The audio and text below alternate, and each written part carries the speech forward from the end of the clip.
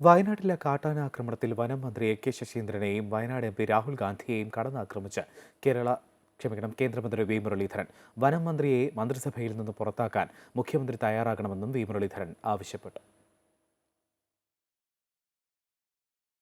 വയനാട്ടിലെ ജനങ്ങളോട് പിണറായി സർക്കാർ സ്വീകരിച്ചത് ജനദ്രോഹ നിലപാടാണെന്ന് കേന്ദ്രമന്ത്രി പറഞ്ഞു. കാട്ടാനയുടെ ആക്രമണത്തിൽ പരിക്കേറ്റയാളെ ഒരു മെഡിക്കൽ കോളേജിൽ നിന്നും മറ്റൊരു മെഡിക്കൽ കോളേജിലേക്ക് റഫർ ചെയ്യുന്ന സാഹചര്യമുണ്ടായി.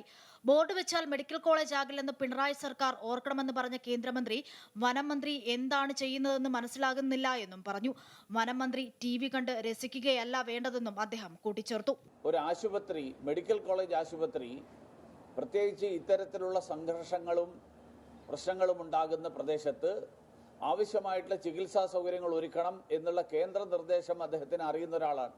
മുഖ്യമന്ത്രി എന്തിന് വനം മന്ത്രിയെ സംരക്ഷിക്കണമെന്ന് ചോദിച്ച കേന്ദ്രമന്ത്രി മുഖ്യമന്ത്രി വയനാട്ടിൽ പോകണമെന്നും ജനം തെരുവിൽ അടികൊള്ളുമ്പോഴും നരേന്ദ്രമോദിയെ കുറ്റപ്പെടുത്തുകയാണ് പിണറായിയും കൂട്ടരുമെന്നും ആരോപിച്ചു. വന്യജീവികളുടെ കാര്യത്തിൽ കേന്ദ്ര നിർദ്ദേശം എന്തുകൊണ്ട് പാലിക്കുന്നില്ല എന്ന് സംസ്ഥാന സർക്കാർ വ്യക്തമാക്കണമെന്നും വി മുരളീധരൻ പറഞ്ഞു.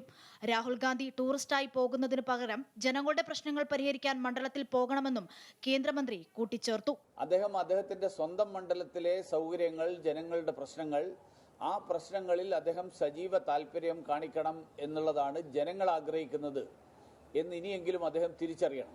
വന്യജീവി പ്രശ്നങ്ങൾ ഉള്ളിടത്ത് കേന്ദ്ര നിർദ്ദേശം പാലിക്കാൻ MP-യായ രാഹുൽ ഗാന്ധി സംസ്ഥാന സർക്കാരിൽ സമ്മർദ്ദം ചെലുത്തണമെന്നും വി മുരളീധരൻ ആവശ്യപ്പെട്ടു.